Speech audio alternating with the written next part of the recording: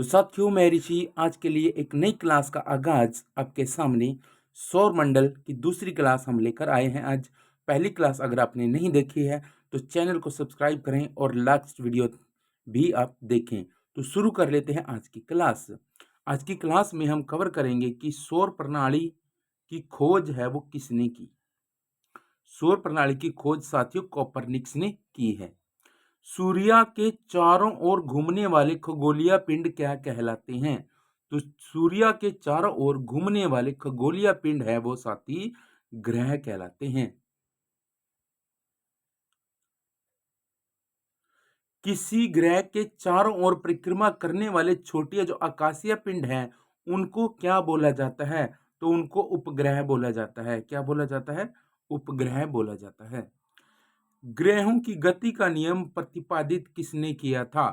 तो ग्रहों की जो गति का नियम है वो साथियों केपलर ने किया था। सौर मंडल में कुल कितने ग्रह हैं? तो सौर मंडल में कुल 8 ग्रह हैं। सूर्य से बढ़ती दूरी के अनुसार ग्रहों का नियमन से कौन सा क्रम सही है? तो पहले आएगा बुध, फिर आएगा शुक्र, और फिर मंगल। यानी पहला ऑप्शन है जो बिल्कुल ठीक है। बुध, फिर शुक्र, फिर पृथ्वी और फिर मंगल।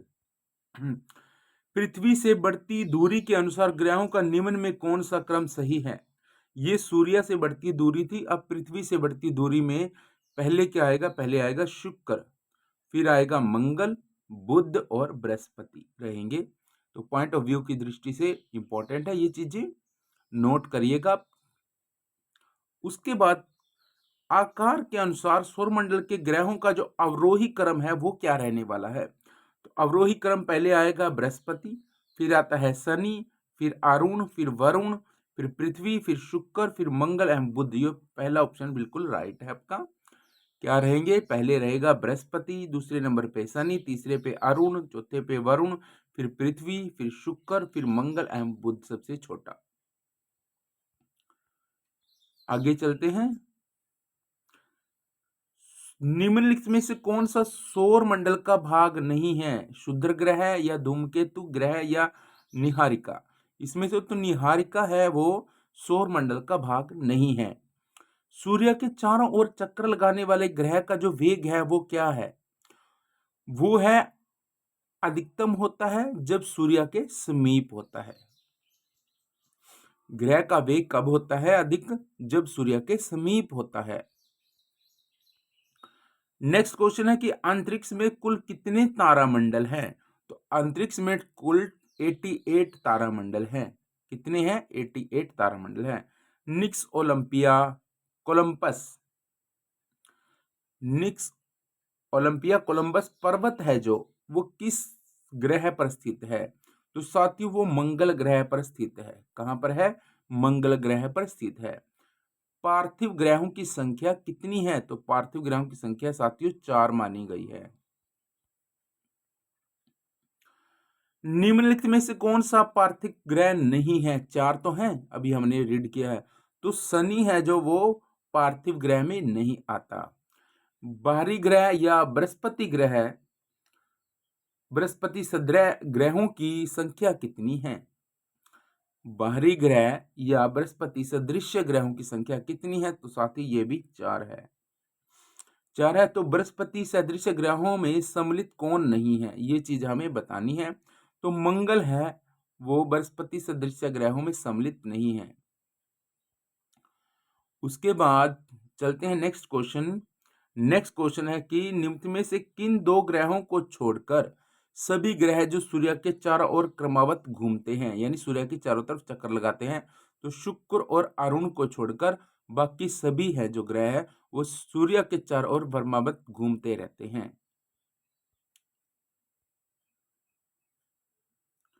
तो साथ ही बात करते हैं कि भूगोल का जो जनक है वो किसे माना गया है? तो भूगोल का जन है वो माना गया है हिकैटियस को। किसको माना गया? हिकैटियस को। क्षेत्रीय भूगोल यानी रीजनल ज्योग्राफी का पिता निम्न में से किस भूगोल विदा को कहा गया है? तो ये कार्ल रिटर को कहा गया है।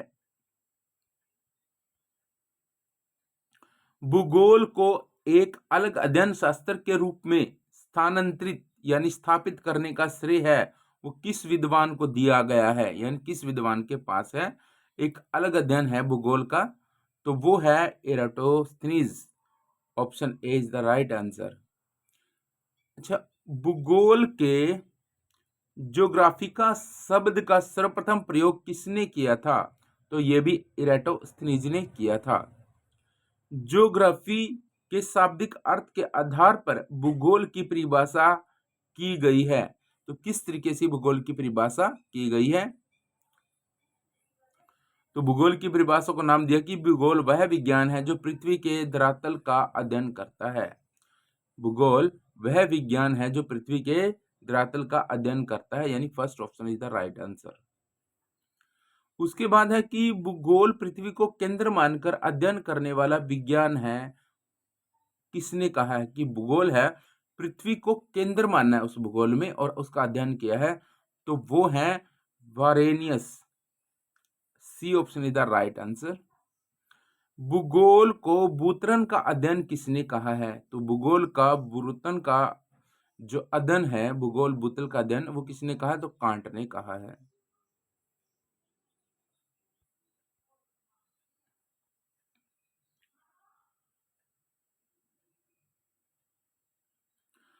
भौगोलिक विचारधाराओं में अनियमितवाद की विचारधारा का प्रवर्तक कौन है?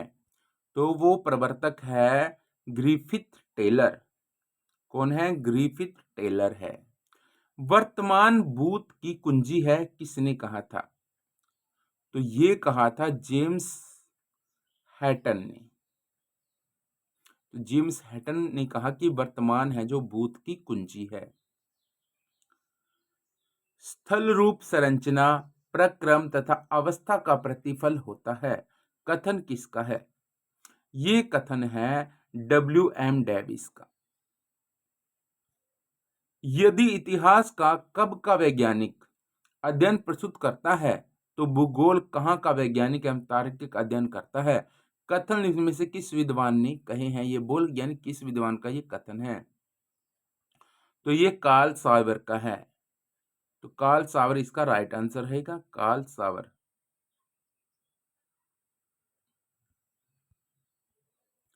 उसके बाद बात करें तो भू आकृति विज्ञान यानी ज्योग्राफियोलॉजी का जन्मदाता किसे माना गया है? तो जन्मदाता पेसेल को माना गया है भू आकृति विज्ञान यानी ज्योग्राफिकल शब्द का। रुको और जाओ नियमितीवाद यानी स्टॉप एंड गो डिटर्मिनिज्म की विचारधारा के प्रतिपादक कौन माने गए हैं? तो इसके जो प्रतिपादक हैं वो माने गए हैं ग्रिफिथ टेलर। ग्रिफिथ टेलर को माना है रुको और जाओ नियमितीवाद विचारधारा का प्रतिपादक। भूगोल को मानव पारिस्थितिकी के रूप में परिभाषित करने वाला विद्वान कौन है? तो वो है H.L. बैरेज। क्या है? H.H. बैरेज। अब बात करें तो गणितीय भूगोल का प्रारंभकर्ता निम्न में से कौन है? तो वो है थेल्स। आपने थेल्स थ्योरम के बारे में सुना होगा, इन्हीं के द्वारा प्रतिपादित है। तो वो कहेंगे हम गणितीय भूगोल का प्रारंभ करता है।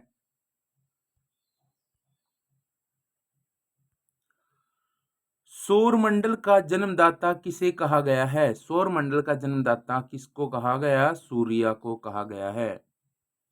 ब्रह्मांड में विस्फोटी तारा कहलाती है तो किसका बोला? अभिनव तारा को विस्फोटी तारा बोला जाता है।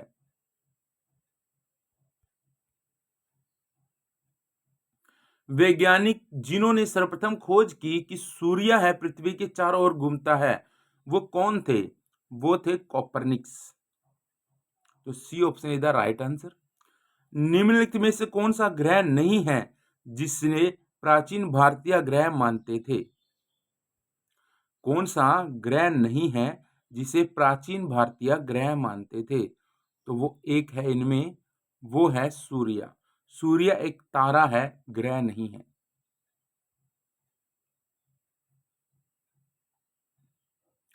सूर्य के संगठन में सहायक गैस कौन सी हैं?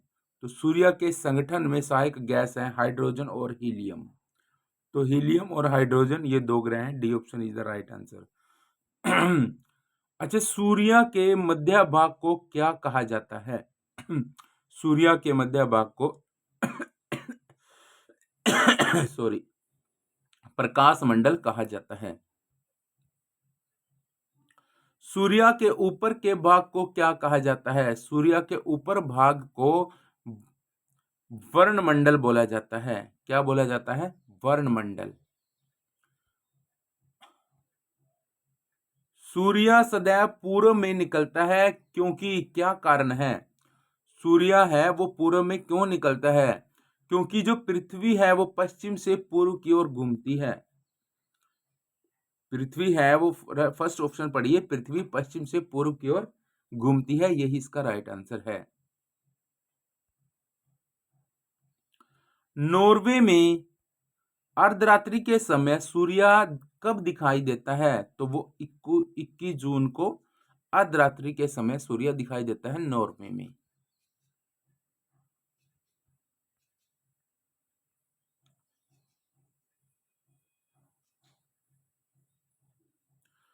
एक ग्रह की अपने कक्ष में सूर्य से अधिकतम दूरी को क्या कहा जाता है? तो उसको अपसोर बोला जाता है। Right option is the B. और एक ग्रह है जो अपने कक्ष में सूर्य से न्यूनतम दूरी को क्या कहा जाता है? तो वो उपसौर बोला जाता है। A option is the right answer. निम्नलिखित में से किनके बीच की औसत दूरी को खगोलीय एकक कहा जाता है? तो पृथ्वी एवं सूर्य के बीच की दूरी को क्या कहा जाता है? खगोलीय एकक कहा जाता है। मध्यरात्रि सूर्य का क्या अर्थ है? इसका अर्थ है कि सूर्य है, सूर्य का जो ध्रुवीय वृत्त में देर तक चमकना, यानी D option is the right answer. सूर्य का ध्रुवीय वृत्त में देर तक चमकना मध्यरात्रि सूर्य का अर्थ यही है। मध्यरात्रि का सूर्य किस देश में दिखाई देता है? तो वो अंटार्कटिक क्षेत्र में दिखाई देता है। सूर्य में जो काला धब्बा है वो क्या है? वो काला धब्बा है वो धब्बे के स्थान हैं जो प्रकाश उत्सर्जित करने में असमर्थ हैं। तो राइट आंसर इज द सी। अच्छा, सूर्य के रासायनिक मिश्रण में हाइड्रोजन का प्रतिशत कितना है? तो हाइड्रोजन का प्रतिशत है साथियों, वो है आपका 71%। कितने परसेंट है? 71% है हाइड्रोजन का प्रतिशत।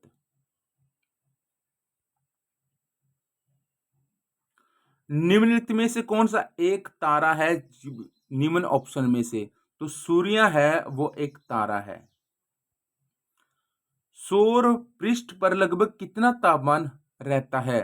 तो सौर पृष्ठ पर लगभग 6000 डिग्री सेल्सियस तापमान रहता है। 6000 डिग्री तापमान रहता है।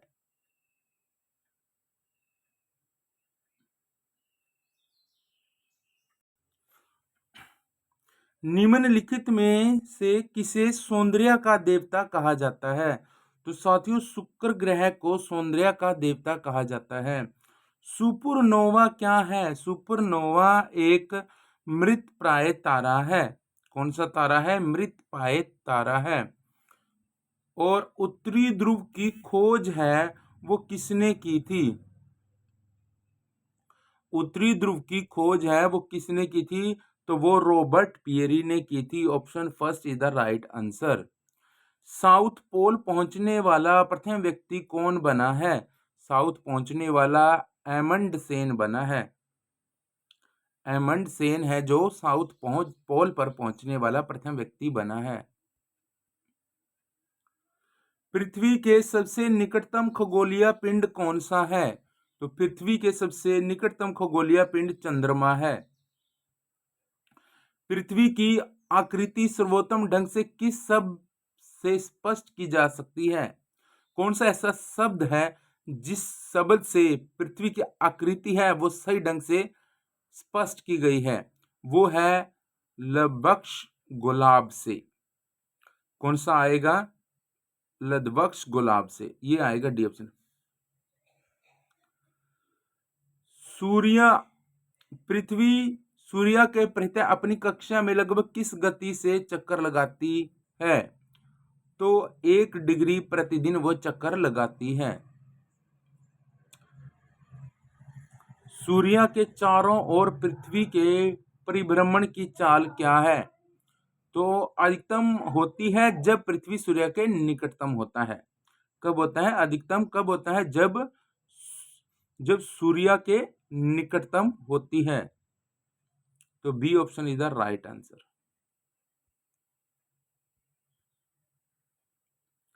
पृथ्वी के प्रभ्रमण की गति क्या है? भ्रमण, पृथ्वी के भ्रमण की गति क्या है? आप कमेंट में बताइए, इसको मैं आगे अगली क्लास में इसका आंसर दूंगा। पृथ्वी के भ्रमण की गति क्या है, ये चीज आप बताएं पहले कमेंट करके, और नेक्स्ट में मैं बताता हूं।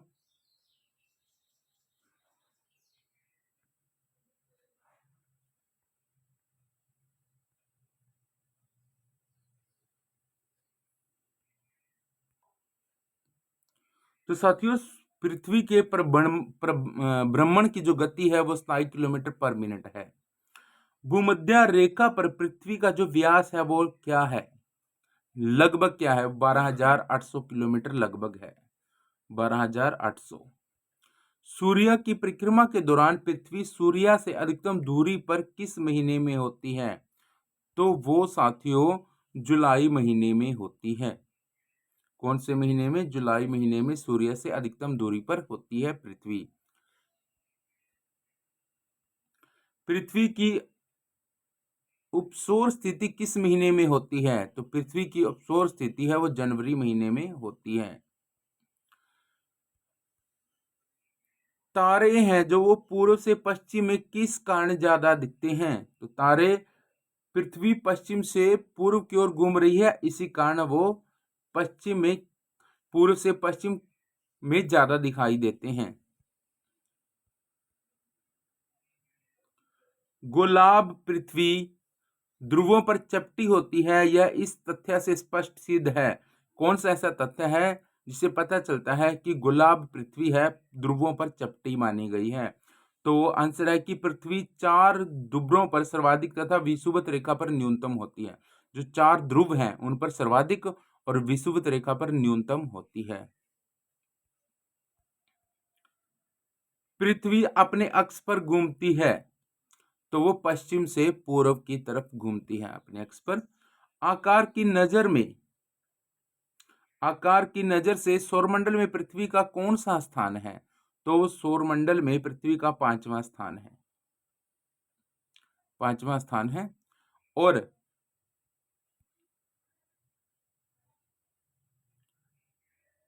किस ग्रह को नीला ग्रह भी कहते हैं? तो पृथ्वी है जो उसको नीला ग्रह कहा जाता है। पृथ्वी स्थित है कहाँ पर? स्थित है शुक्र और मंगल के मध्य स्थित है। स्थिति बतानी है कहाँ पे, किनके बीच स्थित है।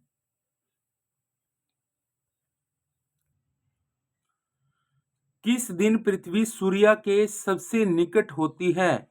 तो वो 3 जनवरी को है। सूर्य के सबसे निकट पृथ्वी मानी जाती है।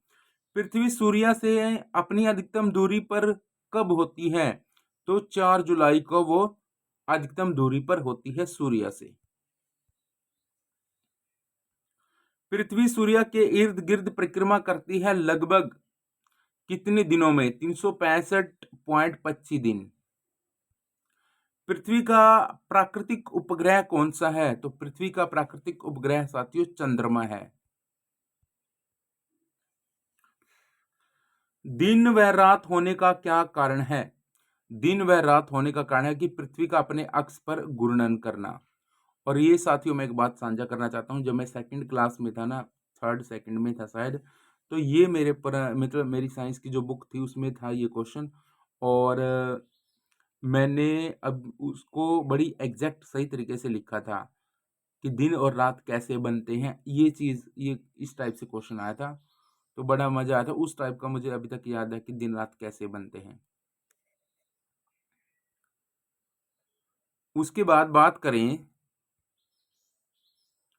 सूर्य के अतिरिक्त निकटतम सितारे से प्रकाश पृथ्वी तक पहुंचता है तो वो कितने टाइम में पहुंचता है? वो है 4.2 वर्ष में। सूर्य के अतिरिक्त निकटतम सितारे से जो प्रकाश है वो पृथ्वी तक पहुंचता है तो 4.2 वर्ष में पहुंचता है। देख लो, इतनी लेट पहुंचता है, यानी सूर्य तो चमक कर मतलब निकल गया, 4.2 वर्ष में वो पृथ्वी पर आया। इतना टाइम लगता है। सूर्य से पृथ्वी की दूरी कितनी है? तो सूर्य से पृथ्वी की दूरी है वो है 149.6 बिलियन किलोमीटर। अंदाजा नहीं लगा सकते भाई, इतनी दूर है। देखो, 149.6 बिलियन किलोमीटर, इतनी दूर है।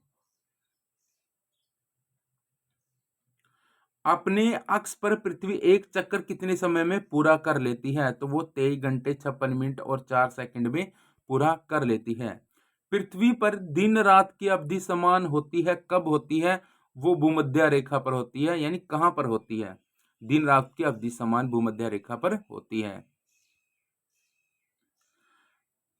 इक्विनोक्स का तात्पर्य क्या है? वह तिथि जब, यानी कौन सी तिथि से है?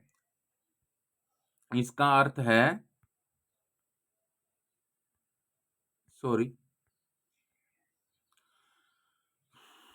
इसका अर्थ है कि जब दिन और रात समान अवधि के होते हैं। दक्षिण गोलार्ध में सबसे लंबा दिन कब होता है? दक्षिण गोलार्ध का जो सबसे लंबा दिन होता है 22 दिसंबर को होता है। भू अक्ष तल पर भू अक्ष का झुकाव कितना है? तो भू अक्ष का झुकाव है वो 66.5, 66.5 डिग्री भू अक्ष तल पर भू अक्ष का झुकाव है। पृथ्वी के उपग्रहों की संख्या कितनी है? तो ये तो सबको ही पता ही, एक ही है, वो भी चंद्रमा। 21 जून को दिन का प्रकाश उत्तरी ध्रुव पर दिखाई देता है तो वो कितने घंटे का? समय बताना है। 24 घंटे बाद, 24 घंटे बाद दिन का प्रकाश उत्तरी ध्रुव पर दिखाई देने लगता है, 21 जून को। पृथ्वी से सबसे निकट ग्रह स्थित है तो साथियों शुक्र है, क्योंकि शुक्र और मंगल के बीच में आती है ना पृथ्वी, तो शुक्र ज्यादा निकट है इसके। दूरी की दृष्टि से तृतीय क्रम में कौन सा ग्रह है? दूरी की दृष्टि से तृतीय क्रम में है पृथ्वी।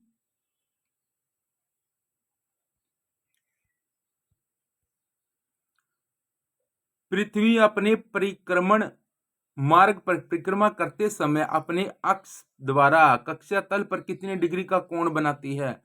तो वो 66.5 डिग्री, यानी 66.5 डिग्री का कोण बनाती है। निम्न में से किन तिथियों को सूर्य की किरणें विषुवत रेखा पर सीधी पड़ती हैं? तो वो पड़ती हैं 21 मार्च और 23 सितंबर को। 21 मार्च और 23 सितंबर को क्या है? सूर्य की किरणें हैं विषुवत रेखा पर सीधी पड़ती हैं। निम्न में से कौन सा तारा पृथ्वी के सर्वाधिक समीप है? तो सूर्य है वो पृथ्वी के सर्वाधिक समीप है। यह किसने सर्वप्रथम प्रतिपादित किया कि सूर्य है जो वो सौर मंडल का केंद्र है, पृथ्वी उसकी परिक्रमा करती है? ये किसने बताई बात? ये कोपरनिकस ने बताई थी सबसे पहले ये बात। और जब दिन और रात की अवधि बराबर होती है तो सूर्य की किरणें हैं सीधी पड़ती हैं, कहां पर पड़ती हैं? भूमध्य रेखा पर पड़ती हैं सीधी। यदि पृथ्वी एवं अंतरिक्ष के बीच से वायुमंडल को हटा दिया जाए, ठीक है, हटा हुआ माना जाए, तो आसमान का रंग कैसा दिखाई देगा? तो बिल्कुल काला दिखाई देगा। पृथ्वी की परिधि बतानी है। पृथ्वी की परिधि है 40,075 किलोमीटर, 40,075 किलोमीटर है। और उसके बाद किस तिथि को उत्तरी गोलार्ध में सबसे लंबा दिन माना जाता है? तो 21 जून को उत्तरी गोलार्ध में सबसे लंबा दिन माना गया है। और किस तिथि को उत्तरी गोलार्ध में सबसे छोटा दिन माना गया है? सबसे छोटा दिन उत्तरी गोलार्ध में, तो वो 22 दिसंबर है। सबसे छोटा, सबसे बड़ा 21 जून और सबसे बड़ा है 22 दिसंबर उत्तरी गोलार्ध में दिन। उसके बाद ध्रुवों पर दिन की अवधि होती है, तो ध्रुवों पर दिन की अवधि 6 माह होती है। निम्नलिखित में से किस ग्रह का औसत घनत्व सबसे अधिक है? तो बुध ग्रह का औसत घनत्व सबसे अधिक है। किसने सबसे पहले पृथ्वी की परिधि को मापा था? तो एरोटोस्थनीज ने पृथ्वी की परिधि को सबसे पहले मापा था। पृथ्वी का ध्रुवीय व्यास उसके विषुवतीय व्यास से कितना कम है? ये चीज बतानी है।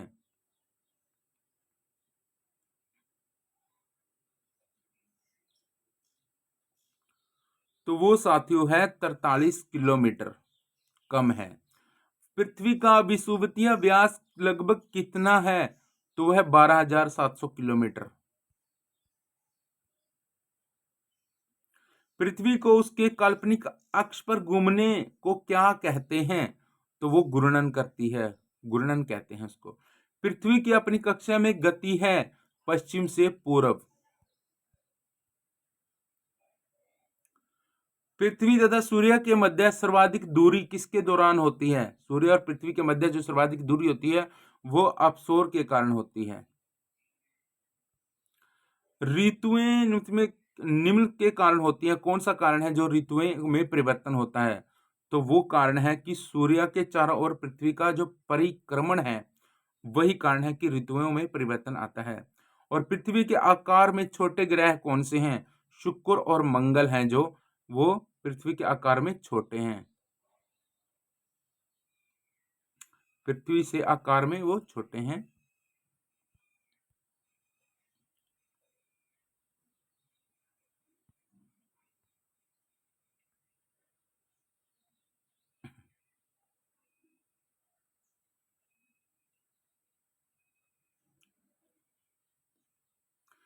निम्न में से किसने पहली बार कहा कि पृथ्वी गोल है? तो अरिस्टोटल ने बोला था कि पृथ्वी गोल है। पृथ्वी की दूरी क्या है? तो झुकी हुई है पृथ्वी की दूरी। पृथ्वी के अतिरिक्त किस ग्रह पर वायुमंडल पाया जाता है? तो मंगल ग्रह पर है साथियों वायुमंडल पाया जाता है।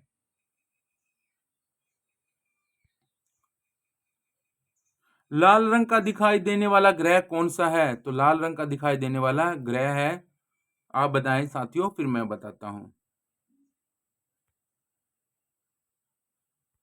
तो साथियों जो लाल रंग का ग्रह है वो मंगल है। मंगल क्या है? लाल रंग का ग्रह है। पृथ्वी के अतिरिक्त किस ग्रह पर ऋतु परिवर्तन संभव है? तो मंगल ग्रह पर ही ऋतु परिवर्तन संभव है पृथ्वी को छोड़कर। पृथ्वी के अतिरिक्त किस ग्रह पर मानव उपस्थिति की संभावना है? तो साथियों मंगल ग्रह ही है। प्रथम बार मंगल ग्रह पर उतरने वाला अंतरिक्ष यान कौन सा है? तो वो है पाथ फाइबर, जो कि मंगल ग्रह पर सबसे पहला अंतरिक्ष यान है उतरने वाला। किसने पृथ्वी के अलावा अन्य जीवन की संभावना है क्योंकि वहां का पर्यावरण जीवन के लिए बहुत अनुकूल है? तो मंगल ग्रह ही है साथियों।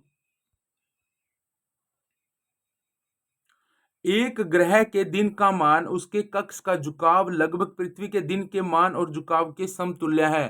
तो मंगल ग्रह के विषय में ही हम बात कर रहे हैं। सौर मंडल का सबसे छोटा उपग्रह कौन सा है? तो डिमोस है वो सौर मंडल का सबसे छोटा उपग्रह है।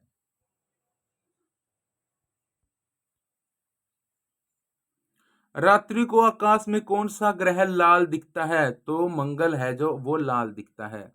सौर मंडल में सबसे बड़ा ग्रह कौन सा है? तो बृहस्पति सबसे बड़ा ग्रह है। और बृहस्पति ग्रह पर लाल धब्बे किस संकेत के सूचक दिखाई देते हैं? तो अयशांत बादल, वो बृहस्पति ग्रह पर लाल धब्बे दिखाई देते हैं।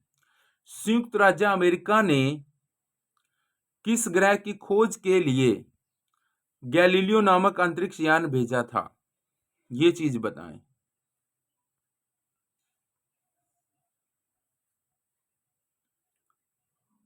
तो वो है बृहस्पति, जिसके ऊपर गैलीलियो अंतरिक्ष यान भेजा था। मैगलन अभियान किस ग्रह से संबंधित है? तो मैगलन अभियान है वो बृहस्पति ग्रह से ही संबंधित है।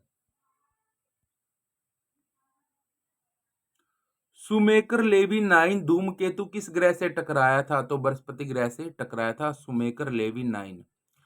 सूर्य के गिर्द परिक्रमा में निमिष में कौन सा ग्रह अधिकतम समय लेता है? तो बृहस्पति है वो ज्यादा समय लेता है।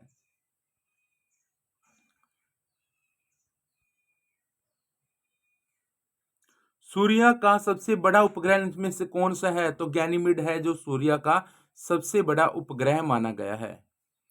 और निम्न ग्रहों में से किसके चारों ओर वलय है? तो शनि ग्रह के चारों तरफ वलय है।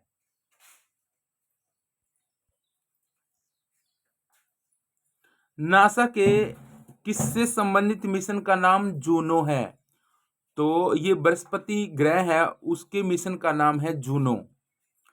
सौरमंडल के बड़े उपग्रहों में से एक टाइटन है, निम्न में से किसका उपग्रह है टाइटन? तो वो शनि ग्रह का ही एक उपग्रह है टाइटन।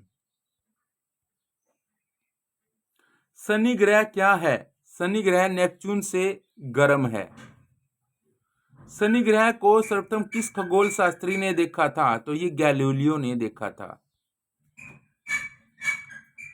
नंगी आंखों से दिखने वाले सबसे दूर का ग्रह कौन सा है? तो नंगी आंखों से दिखने वाले सबसे दूर का ग्रह साथियों आप तो साथियों नंगी आंखों से देखने वाला जो तारा है वो है शनि। शनि ग्रह के चारों ओर पाए जाने वाले बल्लियों की संख्या कितनी है? तो वो टोटल हमारी 10 है।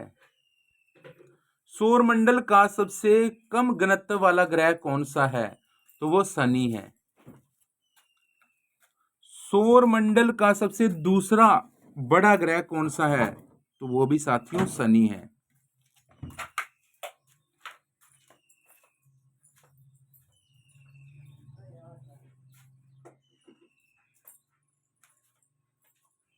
यूरेनस की खोज किसने की थी? तो यूरेनस की खोज हर्शेल ने की थी। कौन सा ग्रह है सर्वाधिक गैसों से घिरा हुआ है? तो यूरेनस है जो सर्वाधिक गैसों से घिरा हुआ है। यूरेनस के कितने उपग्रह हैं? यूरेनस के 27 उपग्रह हैं। पश्चिम की ओर भ्रमण करने वाला ग्रह है, पश्चिम की ओर भ्रमण करने वाला अरुण ग्रह है। ओबेरॉन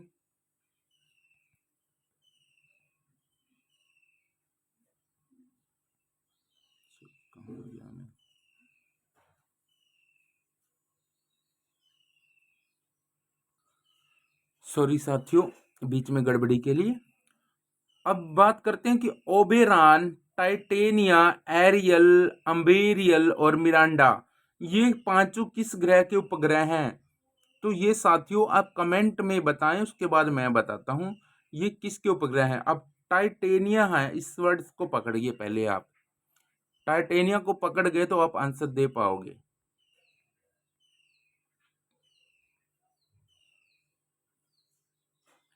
तो साथियों आपने बता दिया होगा शनि ग्रह है जिसके ये पांचों उपग्रह थे। अपनी दूरी पर सूर्य की ओर अधिक झुकाव के कारण निम्न में से कौन सा ग्रह लेटा हुआ ग्रह के नाम से भी जाना जाता है? तो ये अरुण ग्रह है जिसको लेटा हुआ ग्रह के नाम से जाना जाता है। यूरेनस के चारों ओर एक चक्कर कितने वर्षों में लगाता है?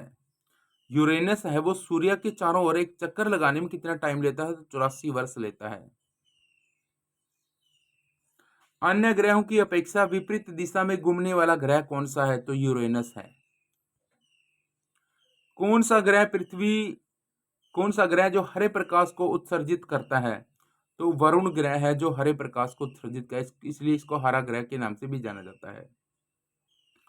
सौर परिवार के निम्न ग्रहों में से कौन सा ग्रह सबसे ठंडा है? तो नेपच्यून ग्रह है वो सबसे ठंडा माना गया है।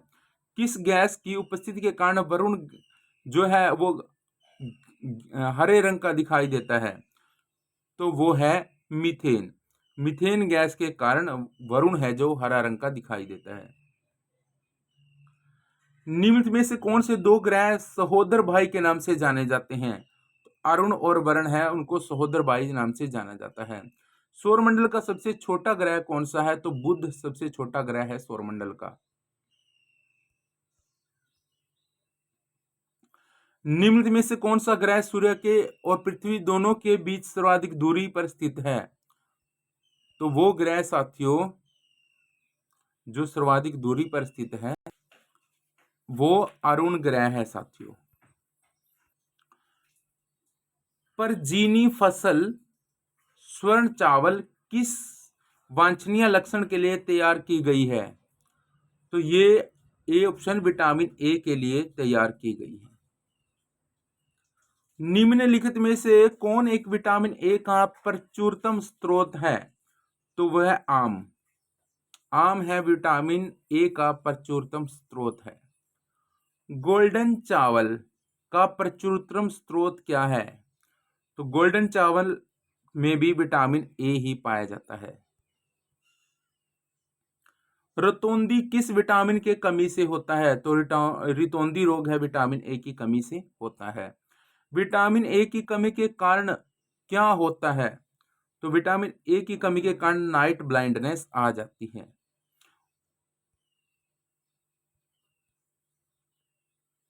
विटामिन बी का जो रासायनिक नाम क्या है? विटामिन बी का जो रासायनिक नाम है वो थायमीन है।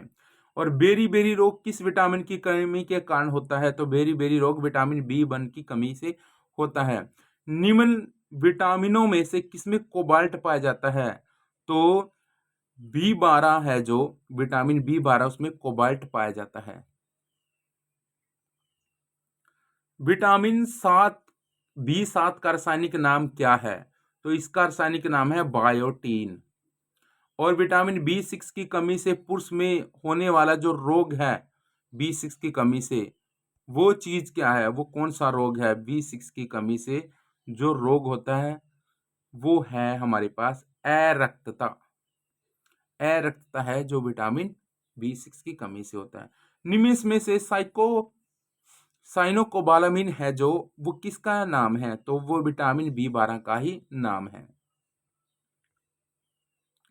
विटामिन सी का रासायनिक नाम क्या है? सी का रासायनिक नाम है जो वो है एस्कॉर्बिक अम्ल यानी एसिड। स्कर्वी रोग किस विटामिन की कमी के कारण होता है? तो विटामिन सी की कमी से होता है स्कर्वी रोग। विटामिन जो खट्टे फलों में पाया जाता है तथा चर्म को स्वस्थ रखने के लिए जरूरी होता है वो है हमारे पास विटामिन सी। कौन सा विटामिन है जो गर्म करने पर नष्ट हो जाता है? तो वो विटामिन सी नष्ट हो जाता है गर्म करने से। किस विटामिन की कमी के कारण मसूड़ों से रक्त आता है और दांत हिलने लगते हैं? तो विटामिन सी के कारण है जो मसूड़ों से रक्त आना शुरू हो जाता है। विटामिन सी का सबसे अच्छा स्रोत क्या है? तो आंवला है वो सबसे अच्छा स्रोत है विटामिन सी का।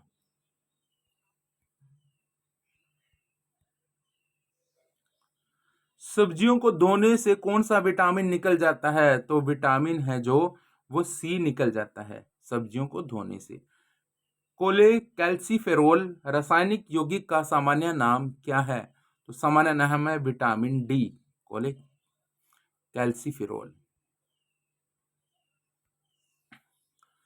श्वास नली की लंबाई कितनी होती है? श्वास लंबी जो नली है उसकी लंबाई 10 से 12 सेंटीमीटर होती है। निम्न में से कौन सा भाग ग्रसनी में उपस्थित नहीं होता है? तो ग्रसनी में है जो मुख्य ग्रसनी है वो भाग ग्रसनी में उपस्थित नहीं होता। स्वर रज्जु किसमें होता है? स्वर रज्जु हमारा कंठ में होता है। मनुष्य में श्वास नली में जब हवा नहीं होती तो वह पिचकती है क्यों नहीं है? श्वास नली में जब हवा नहीं होती तो पिचकती नहीं है वो इसका क्या कारण है? उपस्थित छल्लों के कारण। फुसफुसिया कोशिकाओं का जाल फेफड़ों की किस संरचना में होता है? तो वो वायु कोश में होता है फुसफुसिया कोशिकाओं का जाल। दायां फेफड़ा कितने पिंडों में बंटा होता है? तो दायां फेफड़ा 3 पिंडों में बंटा होता है। वायु कोश किन कोशिकाओं से बना होता है? तो वायु कोश है साथियों वो सल्की उपकला से बना होता है। वायु कोशों की बाहरी सतह पर डैश का जाल फैला होता है तो वो रुधिर कोशिकाओं का वायु कोशों पर जाल फैला होता है।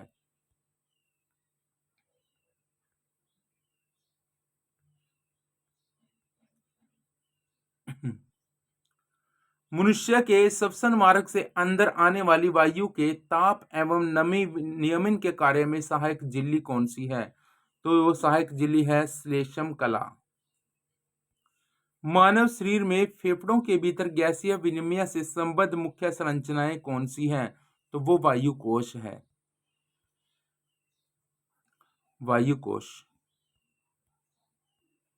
विटामिन की बात करें तो विटामिन ए का रासायनिक नाम क्या है? ये रेटिनोल है। और मानव शरीर में इन्फेक्शन रोकने के लिए कौन सा विटामिन मदद करता है? तो वो विटामिन ए ही करता है।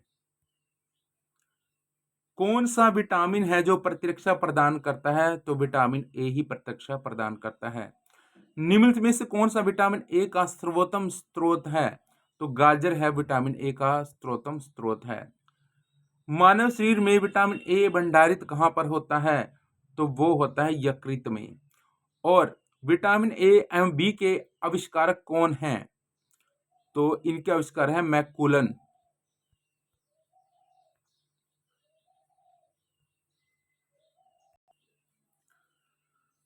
निम्नलिखित में से कौन सी एक अंतःस्रावी ग्रंथि पीयूष ग्रंथि से स्वतंत्र कार्य कर सकती है? तो वो है डी प्रावटु ग्रंथि।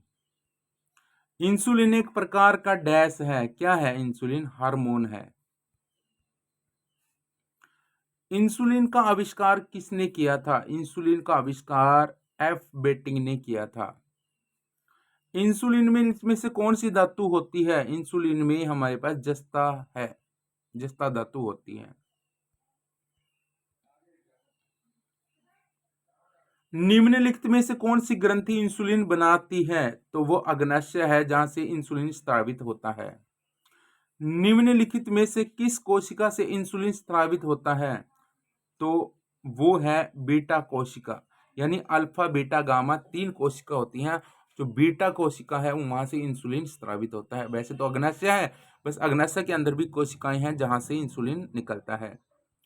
डायबिटीज मेलिटस किस हार्मोन के कम होने से होता है? तो डायबिटीज है वो इंसुलिन के कम होने से होता है। एक आदमी के कंठ के किस भाग को अपटू उधर्म यानी एडमस एप्पल कहा जाता है? तो वो है थायराइड उपास्थि को एडमस एप्पल का नाम दिया गया है। निम्न में कौन सी अंतःस्रावी ग्रंथि गर्दन में स्थित होती है? तो गर्दन में आपको पता ही है अपटू थायराइड ग्रंथि स्रावित होती है, स्थित है। शरीर में सबसे बड़ी अंतःस्रावी ग्रंथि निम्न में से कौन सी है? तो जो सबसे बड़ी अंतःस्रावी ग्रंथि है अपटू थायराइड ग्रंथि है। और थायराइड ग्रंथि का स्थान कहां पर है? तो थायराइड जो ग्रंथि है उसका स्थान है गले में। थायराइड ग्रंथि से थायरोक्सिन स्रावित करने के लिए उत्तेजित करने वाला अंतःस्रावी हार्मोन कौन सा है? तो वह TSH हार्मोन है। एक विशिष्ट हार्मोन को जिसकी नमी कमी से गलगंड यानी गाइटर रोग हो सकता है, संश्लेषित करने के लिए किस अंतःस्रावी ग्रंथि को आयोडीन की आवश्यकता होती है? तो वह थायराइड ग्रंथि को आयोडीन की आवश्यकता पड़ती है। किसकी अनुसंक्रिया के कारण मानव शरीर में मिक्सिडीमा होता है? तो वो अपटू ग्रंथि यानी थायराइड के कारण मानव शरीर में मिक्सिडीमा होता है।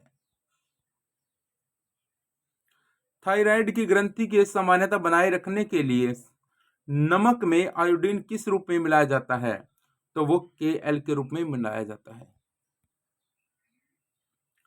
ग्रेव का रोग किस कारण से होता है? तो ग्रेव का रोग है वो थायराइड की अति सक्रियता के कारण होता है।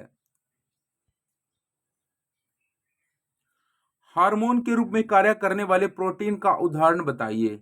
वो है ऑक्सीटोसिन, जो कि हार्मोन का निर्माण करता है।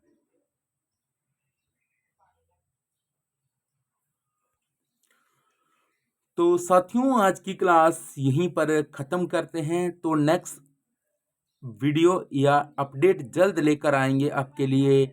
आप तैयार रहिए और प्लीज चैनल को सब्सक्राइब करना मत भूलना, ताकि नेक्स्ट अपडेट जब भी आए तो आपके पास सबसे पहले आए। जय हिंद साथियों।